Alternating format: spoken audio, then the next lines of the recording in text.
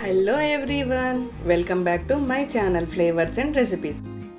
ఈరోజు వీడియోలో పచ్చళ్ళని ఎలా స్టోర్ చేసుకోవాలి, అలాగే పచ్చళ్ళు పెట్టేటప్పుడు ఏ ఏ జాగ్రత్తలు తీసుకోవాలి, ఫస్ట్ టైం పచ్చళ్ళు పెట్టే వాళ్ళకి, అలాగే ఇంతకుముందు పచ్చళ్ళు పెట్టినా సరే పచ్చడి నల్లగా అయిపోవడం కానీ తొందరగా పాడైపోవడం కానీ అవుతున్నట్లయితే ఈ వీడియో మీకు యూజ్ అవుతుందని మీతో షేర్ చేసుకుంటున్నాను.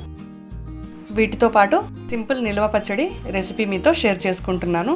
ముందుగా మన ఇంట్లో ఉన్న పచ్చళ్ళని ఎలా స్టోర్ చేసుకోవాలో చూద్దాం. ఇలా జాడీలోంచి మనం చిన్న చిన్న జాడీలో కానీ బౌల్లో కానీ పచ్చడి తీసుకుంటాం కదా. ఇలా తీసుకునేటప్పుడు గంటని కొంచెం వేడి చేసి తీసుకున్నట్లయితే తడి మొత్తం ఆరిపోతుంది. ఇలా ఇప్పుడు మనకు కావలసినంత పచ్చడి తీసుకొని ఇలా జాడీలో పచ్చడిని ఈవెన్గా స్ప్రెడ్ చేసుకోవాలి.